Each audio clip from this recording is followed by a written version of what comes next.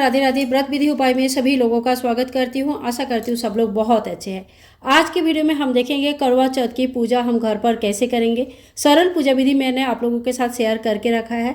आप लोग अगर सरल तरीके से करना चाहते हैं तो उस वीडियो को एक बार जरूर देख लीजिएगा। आज हम संपूर्ण पूजा विधि देखेंगे कि किस तरह से हमें पूजा करनी है। तो देखिए, इस पूजा में गेहूँ का बहुत ज़्यादा महत्व होता है। आप चावल का भी यूज़ कर सकते हैं। मैंने यहाँ पे गेहूं का आसन लगा के रखा है।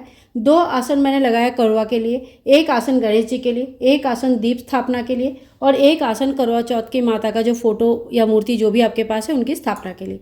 और यहाँ पे मैंने कलश की स्थापना करके रखा है। कलश स्थापना आप सभी को पता है कि शुद्ध जल से हमने भरा है। उसके बाद 1 सुपारी, 1 लौंग, इलायची और 1 फूल, थोड़ी सी दुर्वा घास और थोड़ी सी चावल डालना है। 5 या 7 आम की पल्लव लगाया है, टीका लगाया है। उसके ऊपर गेहूं से भरा हुआ 1 कटोरा लिया और 1 दीप कलश की स्थापना किया है। तो इस तरह से कलश की पूरी तैयारी आप लोगों को कर लेनी है।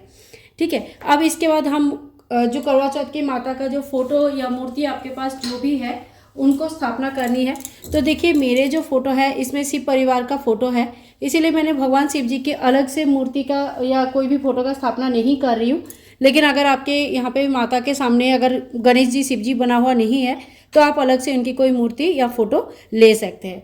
इसके बाद देखिए, अगर गणेश जी आपके यहाँ पे स्थापित नहीं है, यहाँ पे फोटो में नहीं है, तो आप गणेश जी की कोई भी स्वरूप जो आपके पास मंदिर में विराजमान है उनको भी आप स्थापना कर सकते हैं। और अगर गणेश जी नहीं है तो सुपारी से भी स्थापना कर सकते हैं। इसके बाद देखिए, 2 करवा लिया जाता है। तो कहीं कहीं दोनों मिट्टी का लिया जाता है, कहीं कहीं 1 मिट्टी का और 1 जो चीनी का बना हुआ है वो लिया जाता है। कहीं कहीं 1 पीतल का करवा लेते हैं और 1 मिट्टी का करवा लेते हैं। तो देखिए, यहाँ पे मैंने 1 पीतल का करवा लिया है। इसमें कंठ में मौली बांध लिया है। रुई से यहाँ पे जो धागे से ना रुई से यहाँ पे बंद कर दिया जाता है और इसमें पानी भर लिया है मैंने। ठीक है। इस करवा को भी इस तरह से मैंने स्थापित करूँगी ताकि इसका जो टोटी है, जो नल है, वो माता की तरफ हो जाए। दूसरा करवा आपको मिट्टी का लेना है। तो देखिए, यहाँ पे मैंने मिट्टी का करवा लिया है। आप कोई डिज़ाइनर करवा भी ले सकते हैं।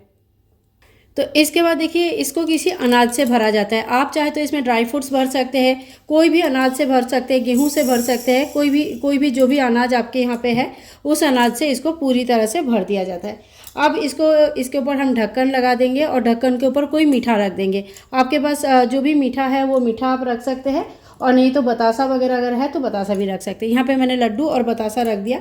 सेम इसी तरह से जो ये हमारे जल पानी वाला करवा है, इससे भी हम ढक्कन लगा देंगे और कुछ मीठा इसके ऊपर रख देंगे। तो देखिए, जो चीज़ का, जो धातु का या जो चीज़ का करवा बना हुआ रहता है उसी का ढक्कन हमें लगाना रहता है। अगर आपने धातु का लिया है तो धातु का ढक्कन लगाना है, और अगर आपने मिट्टी का लिया है तो मिट्टी का ढक्कन लगाना है। ठीक है। आप अगर करवा माता के लिए चुनरी लेके आए हैं तो माता को चुनरी उड़ा दीजिएगा।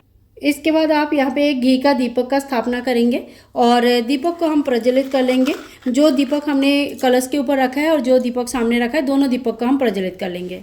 तो इस तरह से हम दिया को प्रज्वलित कर देंगे करवा माता का और पार्वती माता का नाम लेते हुए। इसके बाद आप 1 लोटा में जल ले लीजिएगा और सबसे पहले सभी भगवान को हम स्नान का भाव कराएंगे। तो गणेश जी को स्नान कराएंगे, ओम गं गणेशाय नमः, ओम गं गणेशाय नमः, ओम गं गणेशाय नमो नमः। इस तरह से करवा माता को, भगवान शिव जी को, शिव परिवार को, सभी का नाम लेते हुए आप स्नान कराएं। और कलश देवता में, कलश का में जो भी भगवान आपने आह्वान किया, सभी भगवान का वास रहता है कलश में, तो कलश भगवान को भी हम स्नान करा देंगे। स्नान के बाद हम वस्त्र चढ़ाएंगे। गणेश जी को सर्वप्रथम हम वस्त्र चढ़ाएंगे। ओम गं गणेशाय नमः, ओम गं गणेशाय नमः, ओम वस्त्रम समर्पयामि। इसी तरह से आप जनेऊ चढ़ा दीजिए भगवान गणेश जी को। सबसे पहले गणेश जी को जनेऊ चढ़ाया जाता है और फिर वस्त्र चढ़ाया जाता है।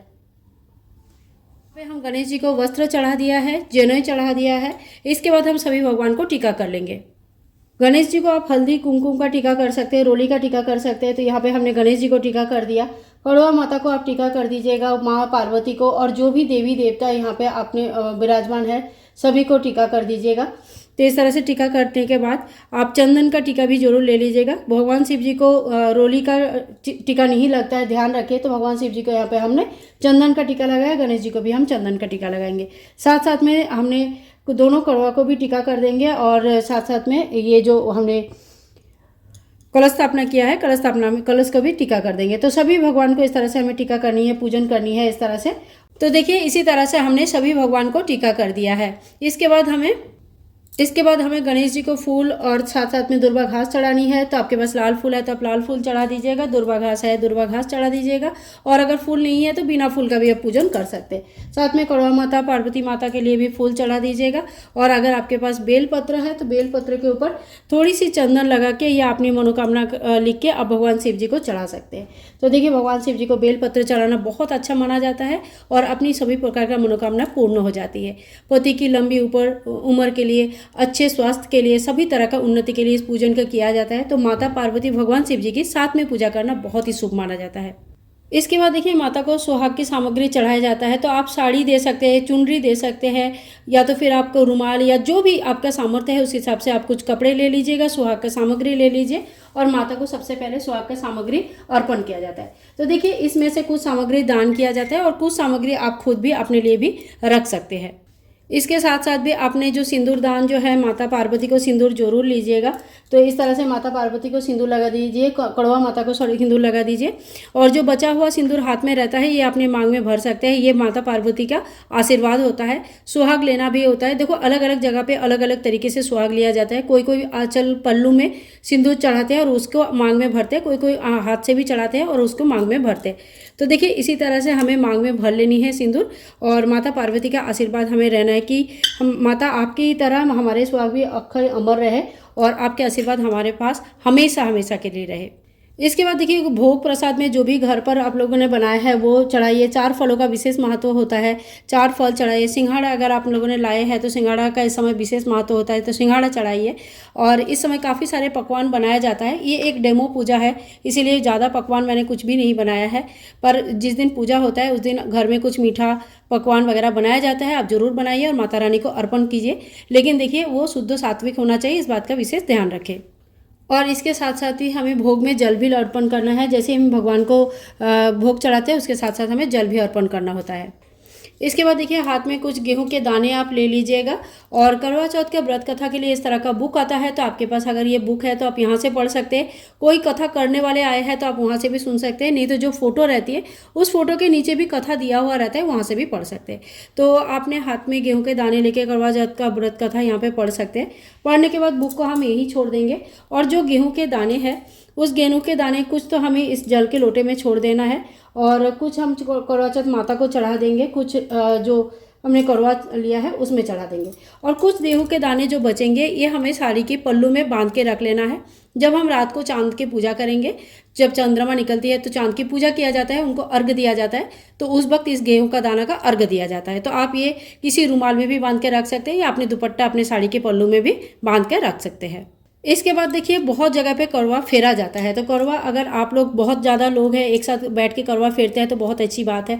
और अगर ऐसा नहीं है, आप अकेले पूजन कर रहे हो अकेले, तो पार्वती माँ के साथ अपना करवा आप फेर सकते हो। तो देखो, हाथ को इस तरह से क्रॉस बनाना होता है और इस करवा को पकड़ना है, इस हाथ से इस करवा को पकड़ना है, और फिर इस तरह से दोनों का पोजीशन चेंज करना है। और यहाँ पे अभी दीप है, धूप है, इसीलिए मैं अभी नहीं दिखा रही हूँ, लेकिन आपको बहुत सावधानी से इस चीज़ को करना है। आप चाहे तो थोड़ी सी इस दीपक को साइड में रख सकते हैं। साइड में रखने के बाद जैसे इस दीपक को हमने थोड़ा सा यहाँ पे साइड में रख दिया, और इसके बाद आपको ये फेरनी होती है। इस हाथ से ये करवा पकड़ना है और इस हाथ से ऐसे पकड़ना है, उल्टा इस तरह से पकड़ना है, और इसको सीधा करते हुए ऐसे लेके जाना है। ठीक है, दोनों करवा इस तरह से एक्सचेंज हो जाता है। और सेम इसी तरह से आपको 7 बार चेंज करना है। 7 बार चेंज करने के बाद आपके करवा जो था वो इस साइड आ जाएगा और ये करवा जो है वो उस साइड चला जाता है। ठीक है, इसके बाद देखिए, जो जल की लोटा है, इस करवा को हिलाया नहीं जाता है। इसके बाद ये करवा आपको इसी तरह से रखना है, और जब शाम को चांद निकलेगी तभी इसी करवा का जो जल होता है इसी को चंद्रमा को अर्घ देना होता है। जो मीठा आपने रखा है वही अर्घ देना होता है, भगवान को भोग चढ़ाना होता है, और चंद्र पूजन किया जाता है। चंद्र पूजन के लिए आप अलग से एक दिया ले लीजिए मिट्टी की, जिसको प्रज्वलित किया जाता है। और उसके बाद जो है ना, चंद्र पूजन होने के बाद पति पूजन होती है। पति पूजन के बाद उनके हाथ से फल और या तो जल, थोड़ा सा मिठाई वगैरह, कुछ भी मीठा चीज़ खा के आपको अपनी व्रत खोलना होता है। तो ठीक है, इसी तरह से पूरा पूजा होता है। अगर आपके यहाँ पे सुबेरे पूजा होती है तो करवा आप सुबेरे ही फेर लीजिएगा, और नहीं तो कोई कोई सुबेरे पूजा करने के बाद शाम को करवा फेरते हैं। तो ये अपनी अपनी जगह के हिसाब से अलग अलग नियम होता है। आपके घर में जिससे जैसा भी नियम है, आपके परंपरा जो है, आप उस तरह से पूजन कर सकते हैं।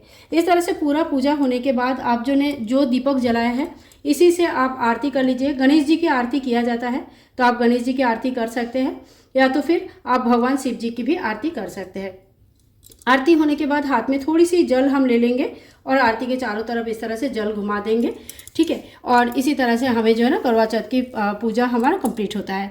और आज के दिन बायना जरूर निकाला जाता है, तो आपको जो भी देना है, साड़ी, कपड़े, थोड़ा सा दक्षिणा वगैरह जो भी देना है, वो बायना भी आप यहाँ पे रखिए। साथ में थोड़ा सा जल से मिनस लीजिए और फिर वो बायना किसी घर के बड़े को, यानी कि ननद या जेठानी या सास को दिया जाता है। और अगर आपके घर में ऐसा कोई नहीं है तो आप किसी अपने जो मानधन है, जो पुरोहित है, जो पुजारी है, उनकी वाइफ को भी ये किसी सुहागन महिला को ये बायना दे सकते हैं। बायना का जो साड़ी में कह रही थी कि बायना का कोई भी सामान आपको निकालना है, थोड़ी बहुत दक्षिणा आपको देना है। अलग से अगर आपने लेके रखा है सुहाग के सामग्री तो आप वही ऐड कर सकते हैं, नहीं तो यहीं से कुछ सुहाग के सामग्री यहाँ पे ऐड कर सकते हैं और दान कर सकते हैं। बाकी की चीज़ें आप खुद के लिए यूज़ कर सकते हैं। तो देखिए इसी तरह से हमें पूजन करना है। और पूजा के बाद आपको इस सामग्री का क्या करना है, इसके ऊपर भी डिटेल्स वीडियो आप लोगों को मिल जाएगा, तो वो वीडियो भी जरूर देखिए। रात को जब चंद्रमा निकलती है तो हमें चंद्र पूजन करना रहता है। इसके लिए आप एक थाली ले लीजिएगा।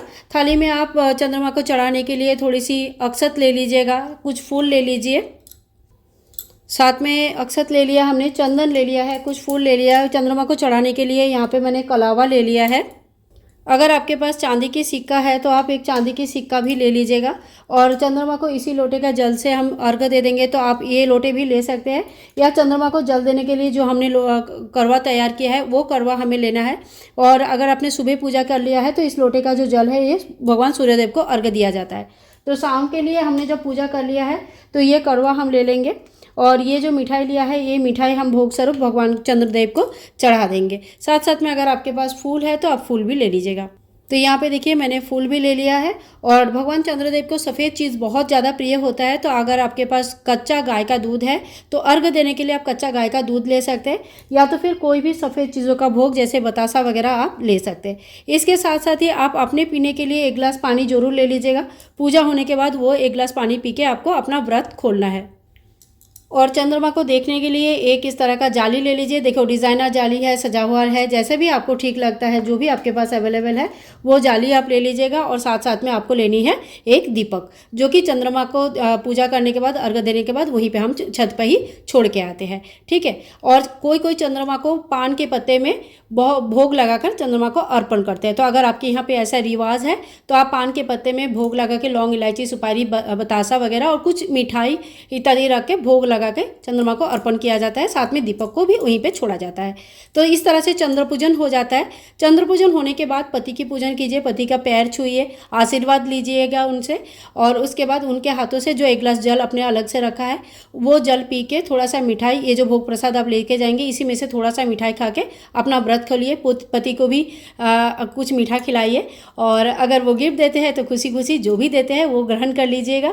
ज़्यादा डिमांड कभी हमें नहीं करनी चाहिए। हम ये करते हैं हमारे भलाई के लिए। पति की उन्नति होने से हमारा भी अच्छा और भला होता है, तो इसीलिए बहुत ज़्यादा डिमांड कभी नहीं करनी चाहिए।